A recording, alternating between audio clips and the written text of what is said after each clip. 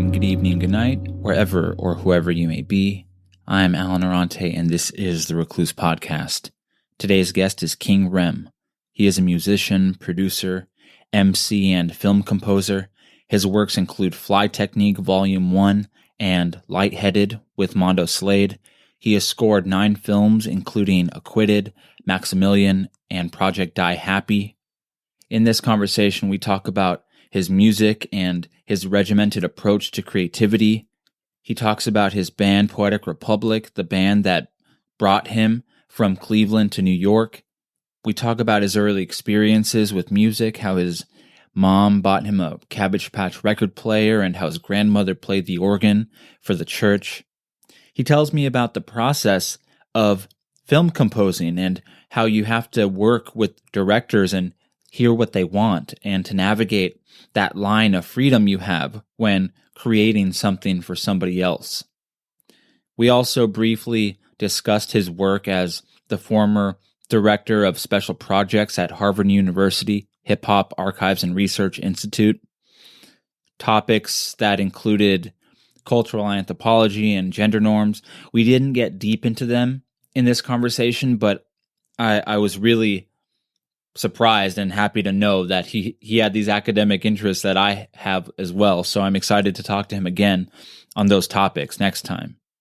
So without further delay, this is a portrait of King Rem.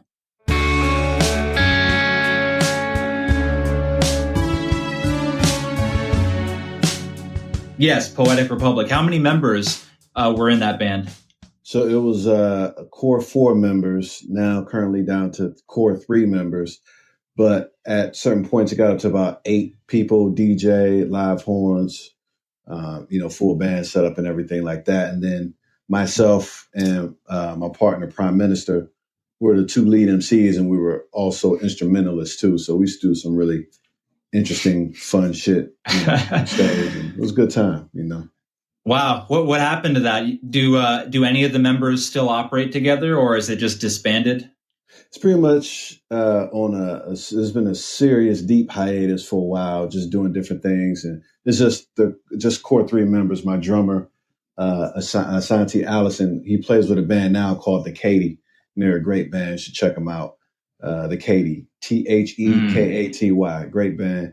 And then Prime Minister, he just released another solo album, like on Juneteenth last week. So I'll shoot you that link too. Yeah, you gotta check it out. Yeah, hell yeah. So everybody's been busy, and then I think these times now that we're living in, we definitely been talking about, getting back together and doing some shit. So it's an interesting time for real.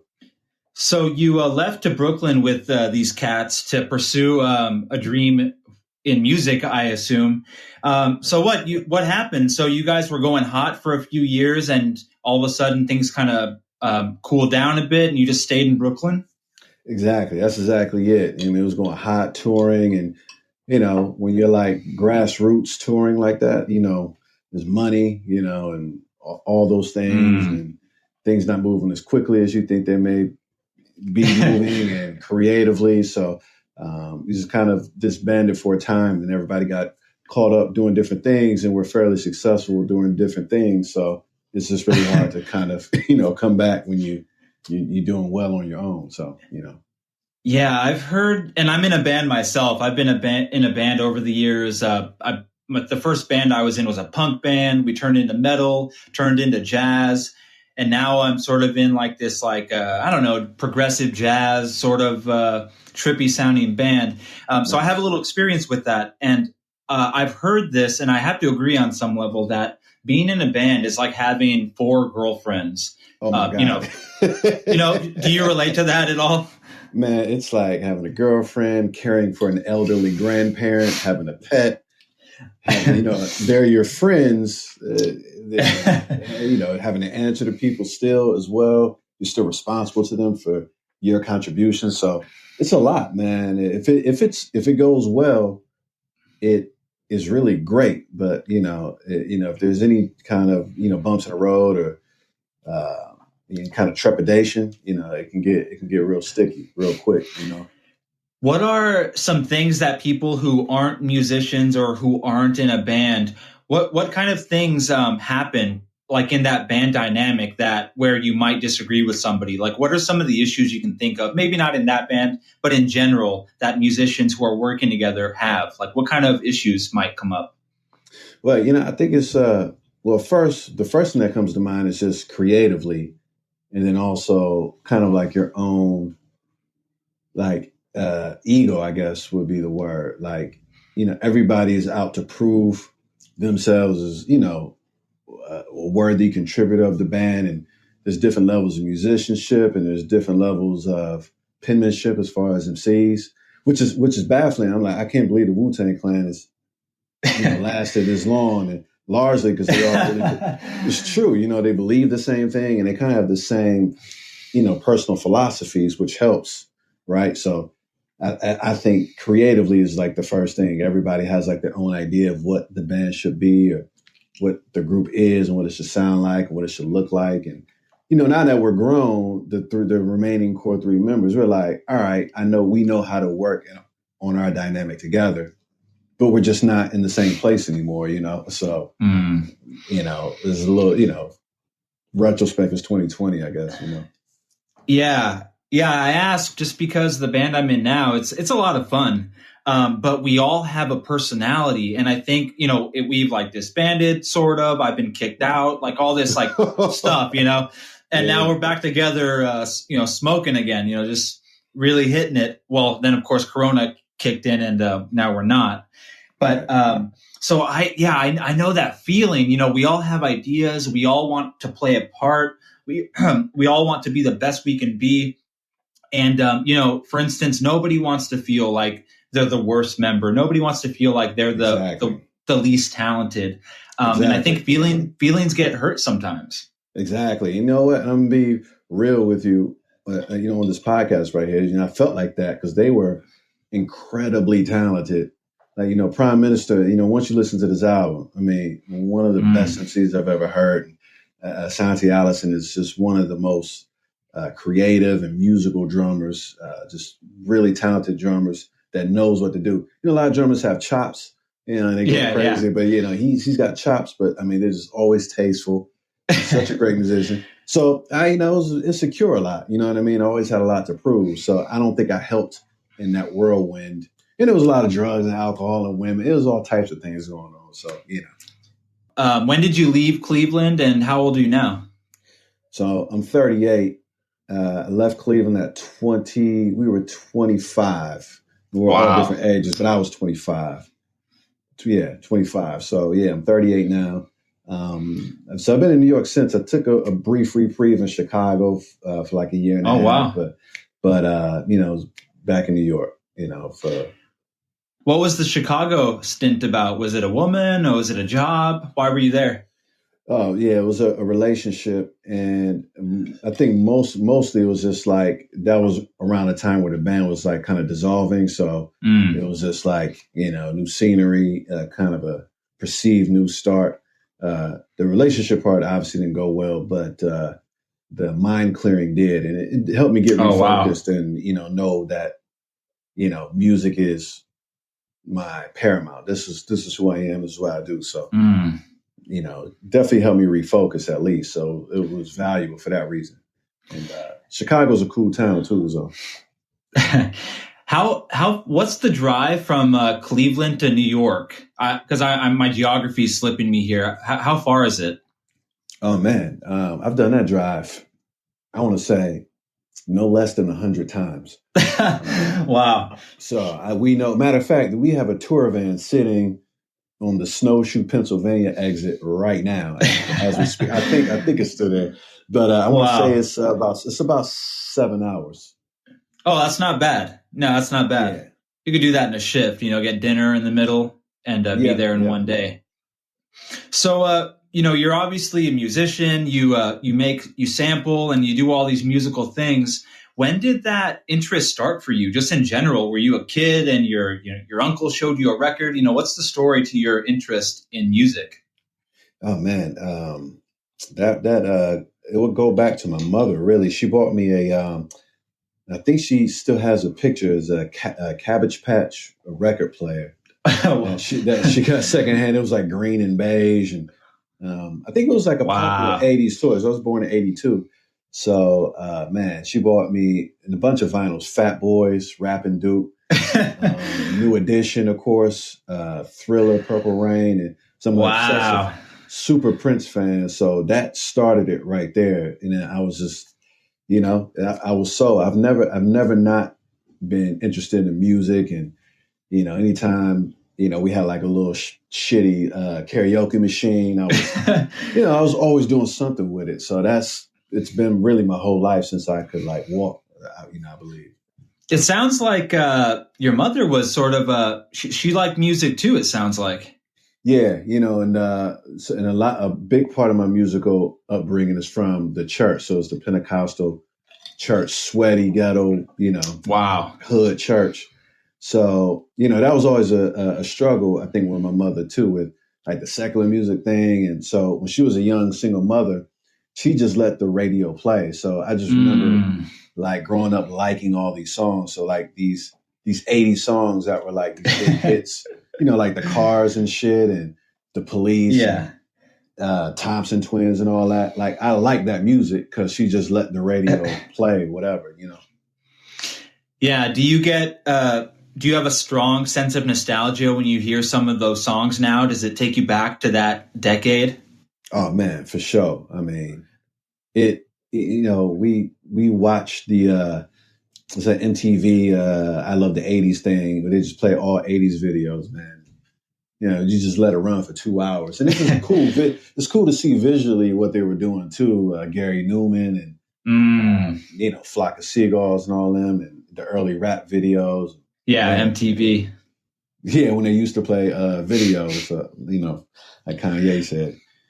Have you ever studied music formally, or has this just been your life path? Yeah, man. So from my upbringing, like growing up in the church, I was in the marching band. I was like a band geek. Oh, wow. So, yeah, I played a couple. I played trumpet. I started with trumpet. I did trombone for a couple of years, and then went back to trumpet. So yeah, I was in marching band the whole my whole school life from it was like 6th grade, 5th grade, all the way through my first year of college. So you even pursued some music in college. Was that before you knew your major, or what's the deal with that? Yeah, so I just played that the first year of college, just as something to do. I wasn't really interested in pursuing like a ensemble, horn section situation. I think in my early teens, I knew the hip hop was the way to go. But I liked band and I liked being in concert band and all that. And it really gave me a good theoretical foundation with music. But early in our teens, we knew that we were b-boys and we make beats and we write rhymes and this is who we are. But I don't know why I thought that being in band was still valuable, and it proved to be. Oh yeah, it definitely proved to be. So. Yeah. So you, for instance, would do you have any experience on a keyboard? Or I bet you do because you make beats and stuff. Do you know a little on the keyboard? Yeah, exactly. So that mostly comes from the church. My grandmother was a church organist. So, you get the organ and drums and stuff from church, and then picked up guitar and bass later in my 20s. Again, being a Prince and Curtis Mayfield type cat. And then, keys, we pretty much taught ourselves to play keyboards because we couldn't afford samplers. So we were trying to play what Pete Rock and RZA and Jim Dillon were sampling, Yeah. right. So that's jazz. So you augment your chords. Everybody can play triads, but that's not quite it. So you augment your chords, and you're really, even though we didn't know it, we're playing jazz chords, and that laid a foundation for us to be, at least proficient keyboard players and piano players. Yeah, that's huge. I took a theory class at community college. I failed it the first time, took it again, got an A, then did the next class, which was called diatonic harmony, failed it, right, and then failed it again. But that one class that I did pass, that foundations class, I learned scales, chords, notes on a staff, notes on the key. All that foundational stuff has made everything better and easier since then. Like in the bands I've been in, if my buddy's telling, I ask him what chord is that, he tells me C sharp diminished. I can find it on the keyboard, and that foundational knowledge is so helpful. Even for something, of course, I respect beat making and rap, but someone might not think that's knowledge based, when really, like you said, it helps. Right. Absolutely. And you know what? I was that your journey is interesting. So I was just remarking to a friend that it's all connected, so when you're making beats, and I said, beat making is more like, to me, it's like being more of a cook, because you're selecting ingredients. You know what I'm saying? Yes. Like you're applying musical ideas, but you're really selecting ingredients. Because case in point, growing up in church and having this interest in hip hop, you would get like clown, like, these guys in church got these chops and blah, blah, blah. But, when you hear their production, it's like, oh, that's trash. I mean, you're a great musician, but, you're not, that'll make you a great producer. You know what I'm saying? So right. You need to select certain tastes and, match frequencies and, reasoning, and like, just pitching up a sample changes the whole mood. You know what I'm saying? Like those types of decisions, are equally as intellectual, maybe not as musically, proficient, or, so much musical technical facility, so to speak. So you said that, were you always a churchgoer when you were like really young? What years were you going to this church where your grandma's playing the organ and you're hearing all this gospel? What years was that? This was, from birth all the way through like my early 20s, really up until, I moved to New York, really. My cousin, she's a great drummer, so it was a really great musical atmosphere. And just some really, really great players. And, I'm from Cleveland, Ohio, so there's a lot of great just musicians that, a couple guys playing with this person in this major act. So it's a very musical town, a lot of talent. And the picture I'm getting from these, the church and the atmosphere you're describing, I get that. I would imagine there was a lot of passion too. So yeah, you learned and were exposed to music, but I would guess that you were also exposed to musical passion too. Right. Musical passion, showmanship. There's like ebbs and flows and things like that. And of course it's boring as a child, but like looking back, you know what I'm saying? And, just even just that core blues and, just all that knowledge. Yeah. Just applying all that knowledge and call and response and stuff like that. It was all there for sure. Yeah, I have a lot of respect. I don't like listen to gospel every day, but anytime I hear any gospel, I mean, you're hearing those seventh chords in the background. Right. My uncle's a pastor, and I've watched a lot of his videos, and I've been to church plenty of times where he preached. But it's always amazing to me every time when there's a keyboard player in the back and a bass player, maybe guitar, they're playing something softly for such a long, it's like the same progression over and over. But the musicianship and the passion, it's so great that you just appreciate the same four chords over and over and over because of how beautifully it's arranged. Right. It's arranged, like you said, it's arranged beautifully. Then there's a build too, and it kind of plays back and forth with, your emotions too. So it's a real powerful thing going on there. And it definitely informed a lot of the live show experience that we had going on. So for sure. Oh, that's so awesome. I would venture to guess that spectators at the shows, maybe subconsciously, if not consciously, felt like they were at church. Like I've been to concerts like that where that it's that same energy, and that's always impressive. It's something that you don't forget. Absolutely. Okay, so you've done a lot of work. I listened to 3 albums that you were on. I listened to Mondo Slade, Lightheaded, and Fly Technique, Volume 1, and I listened to The Good Fight for Cloak and Dagger. What was your role in those 3 albums? So I fully produced Lightheaded, I think, except for one track that my partner Prime Minister produced, and I produced all of Fly Technique. And then I produced half of Cloak and Dagger. Prime Minister produced the other half. Wow. Yeah. So, but we worked real close with Mondo Slade, man. He's an MC that grew up with us and in Cleveland with us and went to high school with us. And, Cleveland wasn't like a big, from my view, wasn't a big like soul boom bap town. So when you find like-minded music heads, you really, really connect. And he was like one of the few in school that like, love Tribe and love Wu and, all that. Yeah, yeah. So you say, I get the feeling that when you say produced, I get the feeling that means a lot of different things. So when you say you produce these, let's just say in general, I know that a prime minister worked on this, but in general, the stuff you produced, what does that mean? Does that mean you were making the beats, you're mixing and mastering, you're putting the polish on it? Yeah. What does producing mean? So in that is a great question. So in that context, it means all of that. Which I actually don't like to mix and master. It's kind of like editing your own book. I've heard that, and I don't get it because I don't do either of that. So my buddy who has like a studio, he doesn't like to master. He has all the equipment to record, he mixes, but for some reason he doesn't like or have the desire to master. Can you, tell me about that? I just don't understand.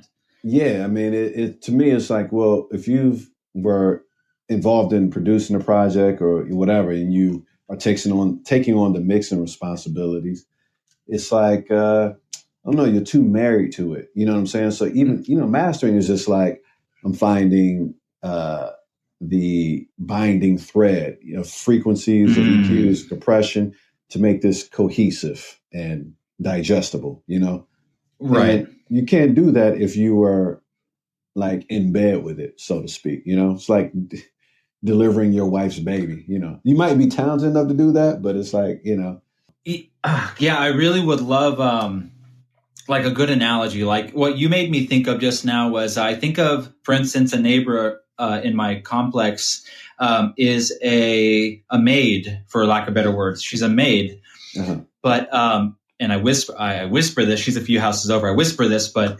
her place isn't very nice or clean. So so even though that's what she does, her own thing isn't. So I just think I'm sure that's not a good parallel, but I'm trying to understand this feeling. Well, they say the plumber has the worst plumbing. Yeah, exactly. That's what it is. But then in that context with Mondo Slade, I played all those roles. So we conceived it. I made the beats. Wow. Did you make all the beats for those 3 albums I mentioned? Yeah. For Fly Technique, made all of them. For Lightheaded, made all but one, and then for Cloak and Dagger, made half of them. So 4.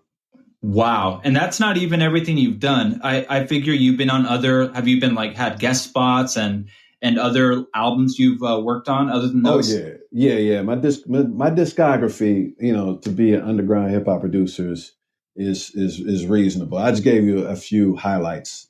Yeah. They were good too. I almost listened to all 3 completely. I didn't finish Fly Technique. Oh yeah, by the way, Fly Technique Volume 1 with Mondo Slade.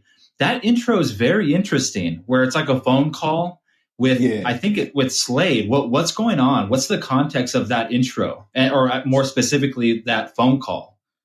That phone call. So like I said, he was a high school friend. He moves to Atlanta, we moved to New York, but we always stayed connected, and he was always doing music. And he just came to a point. It's like, yo, man, let's get together. And this was really, again, kind of going back to the point where I moved to Chicago. This was at that point, so it was like a lot happening, poetics kind of cooling off. So I was like, yo, let's do something. But then he gets caught up, has to, go sit down for a while, do some time. So he's actually making that phone call, from being locked up. Wow. So so he's going to turn himself in, and so that put a little wrench in the plans. But from that point, I was making those beats and like kind of conceiving, but I think he would dig, and he was writing every day in there. So when he came out, we just laid it down and boom, Wow. It's such an interesting because what it is, it's not really a phone call, right? Is it a message he left for you? It's a voicemail message. Yeah. Right. Yeah. And it's really funny because he's mentioning like about the work he wants to do with you. You get the impression that you guys were talking about it previously. And it's funny because he actually says the record's name. He says, I don't know, we need something fly, some with fly technique or something like that. Do you think he purposefully planted that? Do you think he had that idea in his head to call it fly technique, or do you think it was really just off the tongue, off the dome? I think it was just something because he throws out ideas like that a lot just to see what sticks. So he's a stream of consciousness type cat. So, he'll be, he's a great storyteller. So he'll be telling stories and he'll stop and jot something down. So I think it came just from like a stream of consciousness, really, if I was to guess, And I got that voicemail message and I was pissed that I missed his call, but, of course I couldn't call him back. And it was like, wow. So I didn't know the next time I was going to hear from him. So I was like, all right, you know what? I'm going to start producing specifically for Slade, and we're going to make this happen. Was that song? I believe it's titled just Intro. Was that the first of the series, or had you done a few of those beats in the middle already, and you just created this for the intro? Or I guess where did this intro get written? At the beginning, in the middle? Well, we had actually finished the record, and I was like, I still got that voicemail message you left. Oh, wow. Yeah. I had like saved it and like, exported it. I think, you can export it or whatever and save it as a voice memo or something like that. So I had saved it and I was like, man, I think we should put that as an intro. I have a beat, that I think would, be like an intro type beat that I like, but I don't think it's strong enough for a song. And and if you listen close, man, there's like, a newscaster talking about the 86 Browns in the background and all types of things. So I just really wanted to paint that atmosphere with who we are from Cleveland and basically how this whole shit got started, Damn, no kidding. Man. So this is a homie from Cleveland. You met him originally and you guys went your separate ways and you're in different cities. So like an artist like that, I know he's good friends with you. An artist like that, and even Slade, and how much influence are they having on the beats? Are they just putting faith in you, and they just like what you do, and you get to just hit the keyboard any way you like? How much influence do these artists have on what you do? Well, yeah, I mean, with Mondo Slade, and I would even say Prime Minister. There's another great MC that I work with, Yao G's. Sid Vicious, who's the other half of Cloak and Dagger. Yes. Yeah, there's great MCs.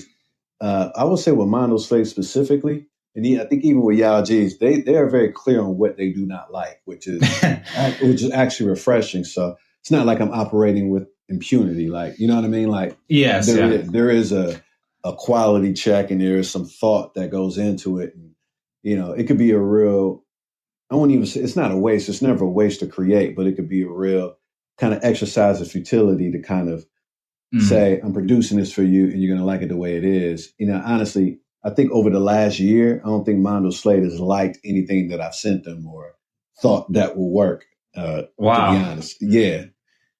So we've been working together for some time. So I was like, okay, let me regroup and figure out where this cat is at. I think we need to sit in the studio together and figure something out, And so for instance, I just listened to, I don't know, maybe it's like around 30 songs. I've heard 30, let's say, of the things that you've done musically, in terms of beats and the raps on the records we talked about. That's a lot of ideas. Do you get the sense that you're like an endless pitcher of like Ice-T? You're just never going to run out of ideas. Do you get that feeling?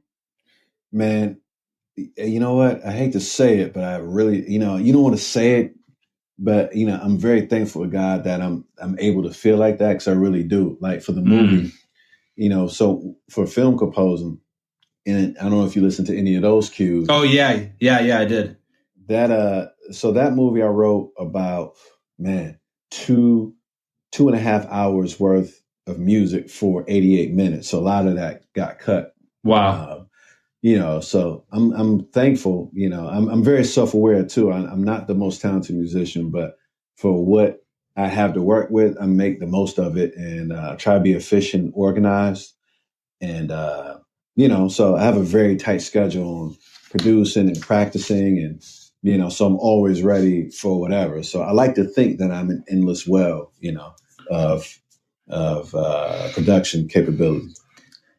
Do you there's this way that some people think about about being creative, and there's this view of creativity that the professional works every day. They get up at a certain time, they work a certain amount of hours, they're always working. They don't, I guess what I'm saying is they don't wait for inspiration to strike. Do you feel that you're often waiting for inspiration to strike, or do you feel like that professional who just does it no matter what? Man, I am among the most regimented. I would think. I would be willing to bet. And it's Questlove spoke about Jay Dilla and Pharrell. He said that they're among the, and I know I heard Prince was like this too. They like to keep business hours. So like Jay Dilla will wake up, start making beats for 8 hours, and then stop. You know what I'm saying? Like. And that is exactly how I am. I wake up, tune up or whatever I'm going to do, prepare for whatever I'm going to do, go through records, whatever. And then I work.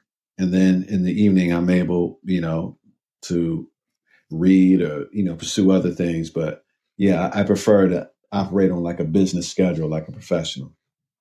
Yeah. What's the, I like to ask these silly questions, but what's the benefit to that? What's the opposite of that? What do other people do who aren't regimented like that? What's the thing that they're not the thing they're missing, but what are the missteps they're making? If it is, maybe is that another way of operation? So I would say it's another way of operation. For me, it would be a misstep because, like I said, I'm just real self-aware. So I know that I need repetition and attrition and like routine in order to see if I'm getting better at something, or, has my work been stale, or do I need to, pursue something different? And I notice, I would look at my work over, let's say 3 days and say, man, all my tempos are from 85 to 93.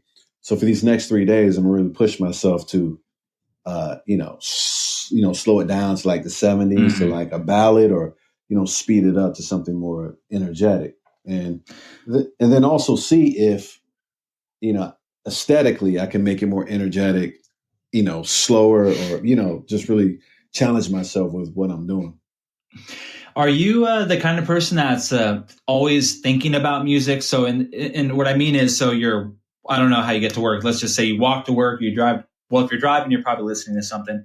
But when you're in a place where you don't have headphones, are you still thinking of music sometimes, or is it always purely in the real world with your hands that you hear and make music? Man, 24/7, always. My head is in this shit, bro. Like I'm always watching tutorials. With the technology nowadays, you can never know enough about your software and your equipment. I'm always watching live Tower of Power videos and Curtis Mayfield and funkadelic shit. I'm looking up bass tabs and guitar tabs and like, oh, that'd be a cool song to learn. Whatever. There's nothing. I don't do anything else except I pay attention to Cleveland sports and I read. But other than that, my life doesn't involve anything else. I don't cook. I don't. None of that. So yeah, I don't care about clothes, anything. That's it. Music. Yeah, I find myself thinking about music a lot. I'll get a melody and in the shower, or I usually sing in the shower, but I'll get a melody somewhere, and sometimes I'll get like a fragment of a song I've heard maybe once in my life, and I'm trying to determine who it is. Like, and it's like the worst tragedy that I can't name and find the song I'm thinking of. But I'll get caught by like a commercial, like when a crappy commercial has like really great music. Yeah, I'll peek my ear in, look over like, oh, what is that? Exactly. I love that. I'll like run into the living room. My wife's watching something. I'm like, what is that? And it's a commercial with like a dope ass song. Right. So you've composed music for films. I watched a few. I watched 3 shorts that you were involved in. One was called Acquitted, one was called Maximillian, and then one was called Project Die Happy. And I believe it was the same creator, Keith Collins II. Is that correct? Yeah. He's the director. Yeah. And how do you get tied up with a guy like that? Is that a guy you know? Does he reach out to you? It seems like you have a working relationship with Collins. Yeah. So Keith Collins, Chinese Scott, those are a couple directors that I'm pretty tight with that I've done some work for. But Keith in particular, when I had the idea that I may want to get into film composing, he is another guy that went to high school with us as well. So, he was doing this like weird shit in high school, like filming stuff in in the gym. Like the gym teachers would be like, all right, just don't nobody get killed. And he would like choreograph fights and film it with. And he was just so talented with like what he could do. So, we just stayed in contact over the years. And, he really showed a lot of support for Poetic Republic. So at a time when that started to, kind of die down a little bit, I reached out to him, was like, look, man, if you're working on something, man, I think I want to get into film scoring. And he shot me a scene and was like, yo, try something. And boom, he dug it, gave me, his ideas, his vision. And, we established a working relationship there. And, he's a pleasure to work with. And that's a guy that like really knows what he's doing. And I really like people like that, like what their craft is, they are in it and they are on it. Like he knows exactly what he's doing. And, they did Maximillian with a very, very limited budget and, a lot of just ingenuity, and it turned out real good. So you mentioned how he shot you a scene and you tried it out. So since you kind of dipped your toe in and you went on to do shorts and other film work, from that point on, were you just being given like a finished film basically that was missing music, or were you getting and still get like scenes at a time? So yeah, how you described it is pretty much how it is. It's either or a lot of the time. So I know from Keith, I've gotten both.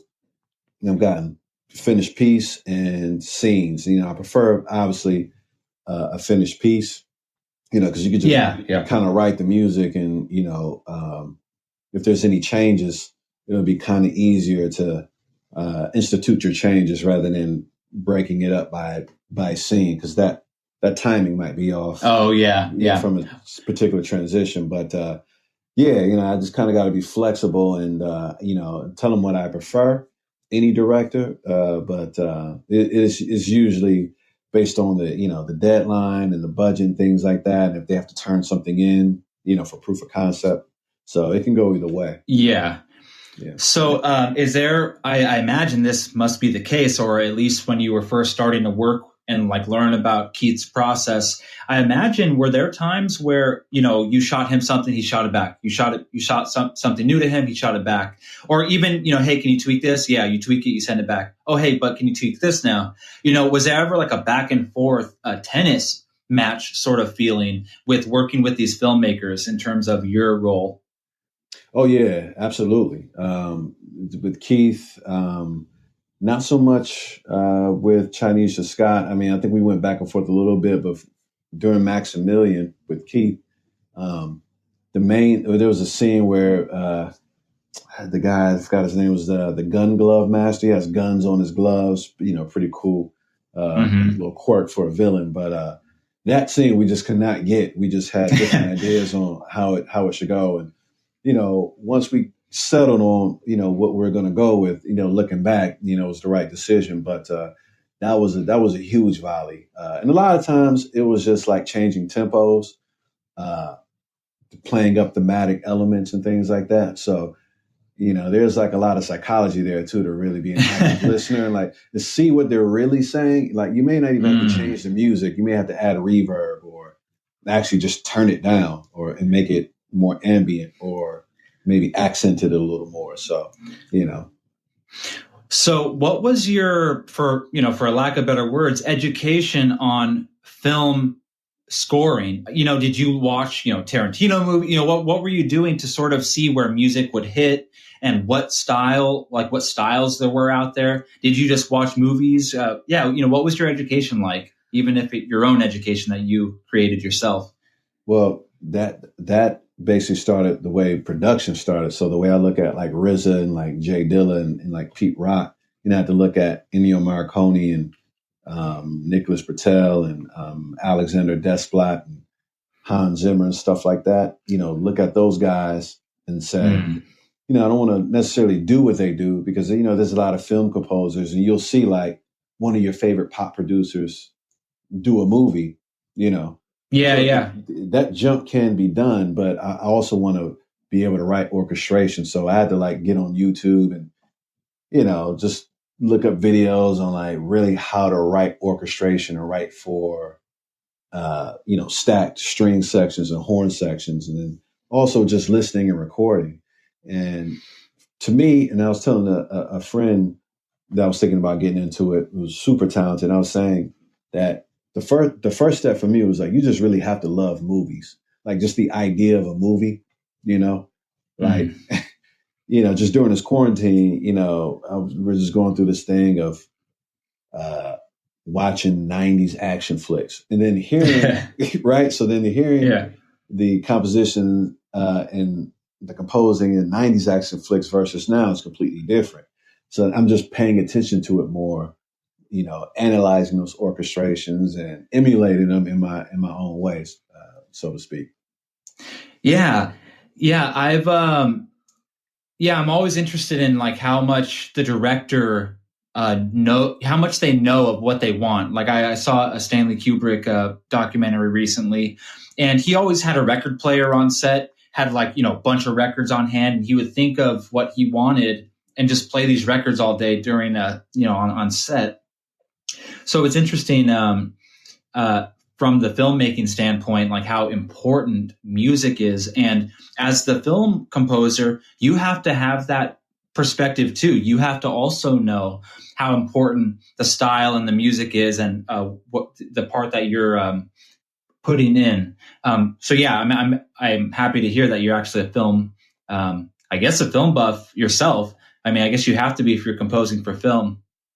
Yeah, man, you really have to love movies. And I did work at Blockbuster as in my late teens. So my employee section, my employee rental section was pretty lit, man. I was a self-professed film buff around that. Yeah. That's like that was Tarantino's education, working at the movie store. Yeah. There's nothing wrong with that at all. Have you ever had the chance to go to a premiere where your music was featured in the movie? Yeah, there was a couple shorts that I missed that are not on my IMDb, but I did go to the Maximillian premiere, and it was actually in our hometown of Cleveland. So that was a real good time, man. Just to see your music on screen, and the biggest compliment I got was that I really didn't get any compliments because which is great because if people notice, then you didn't do a good job. I think the music in a movie and the underlying compositions should be like an actor. You know what I mean? Like if you're overacting, right? You know what I mean? So that was great. No one said anything, and it was like that's fine because it just played like a movie. You would notice if it was terrible. Yeah, totally. Yeah, I agree. What's funny is that you also have experience with mixing, and I imagine about mastering too and music production. Are you sitting there at a premiere listening to your own stuff, noticing things, or are you content and satisfied and it's as good as it could possibly be? Yeah, I learned in my musical life, man. And now that we're doing this interview, is like pretty varied. Prime and I, we worked at a studio in Cleveland called 3D Studios. This was like in 2003. So, I mean, we're super young. And it was just like a normal hood studio, just rappers coming in, singers coming in.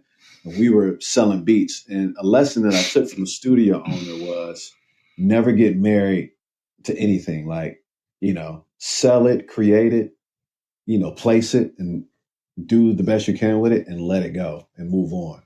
And I thought that was a really great lesson. Like that guy had a lot of faults, but that one gem that he gave me really serviced me, greatly. Once it's over, it is what it is.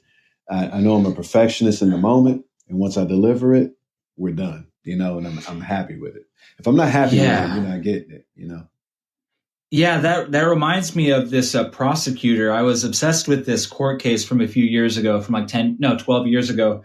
But the prosecutor was just magnificent, the best. It was a case of the century in my head. But anyways, this prosecutor has that same mentality. He's asked in interviews, how do you wish this would have turned out? Are you satisfied with the verdict? Are you satisfied with X, Y, and Z? And with your job, and he says, it doesn't do me any good to ruminate on what's been decided, what's been done. I'm looking towards tomorrow, and you can imagine the rest. What's the benefit to that? You're calling it a gem that you learned from this studio owner. What's the knowledge and what's the intent behind that? Well, for me, it's just not. I tend to, again, being self-aware. And I'm getting better at it. I used to really hang on to things.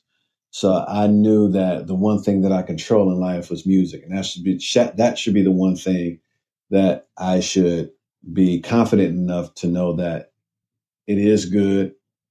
It's been accepted, so I've submitted and it's been accepted. So it's already gone through a 2-point quality check right there. Right. And that it's in the hands of the universe at that point, Yeah. And I can free myself and move on, But a part of that for me was being early, so I like to beat deadlines, being efficient, and really, pushing it to 10 and doing all I can with it. If I got to stay up late, during the Maximillian times, there were some 12-hour days. I like to keep business hours, but there was definitely some 12-hour days and just playing the same thing over and over again. So, I know that I put the time in, so I'm pretty confident in it, and it's out there, and let's move on.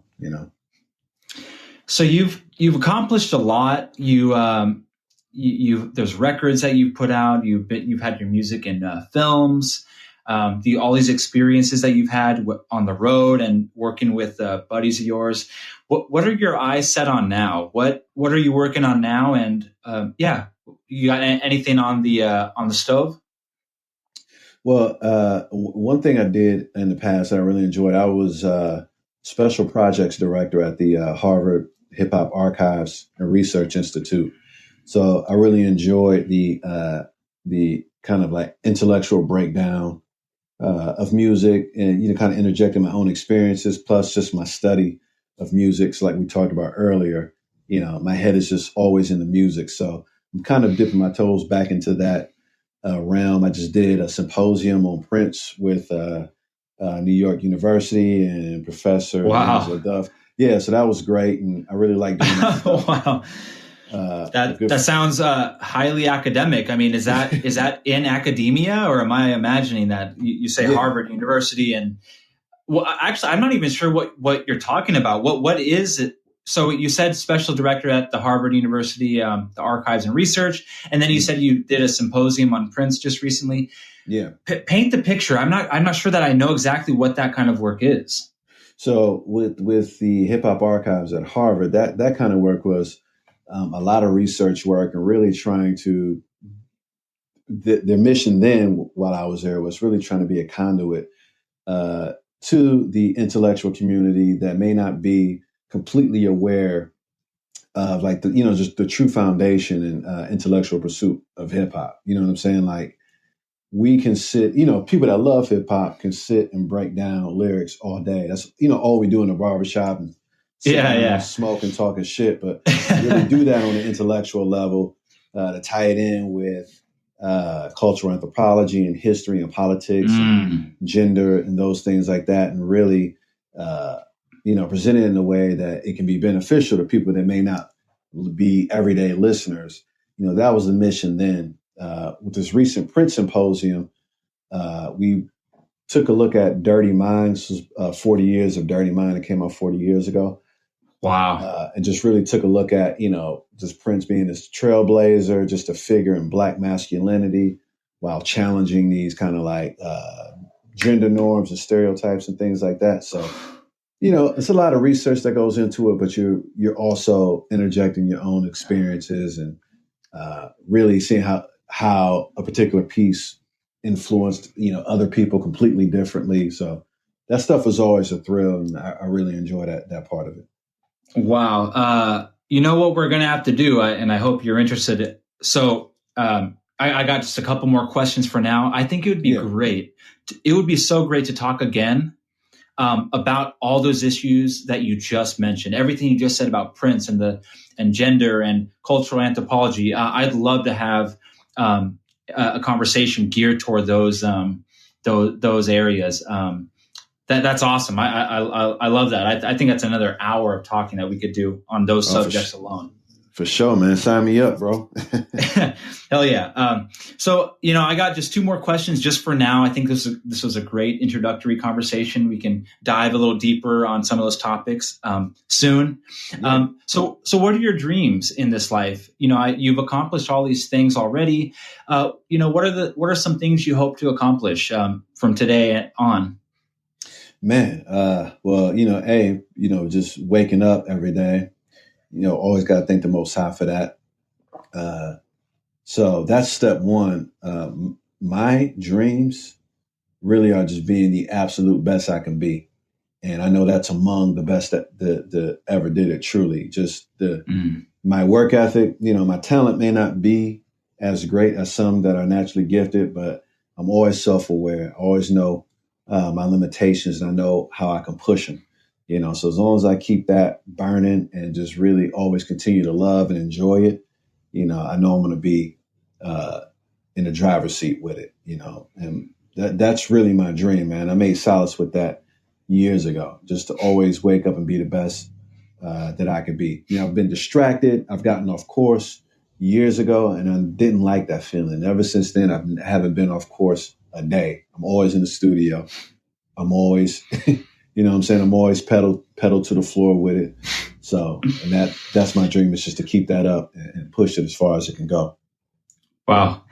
Yeah. Man, that's as they say, a real talk. The real talk, man. Yeah. So just for now, I got one more question for you. You can answer it any way you like. Yeah. King Rem, who the hell are you? King Rem, producer, musician, MC, composer, Cleveland, Ohio. Always truthful, always an open book, always honest, always looking to be better, trying to be more compassionate, trying to be more empathetic, more understanding, braver. And, that's it for right now.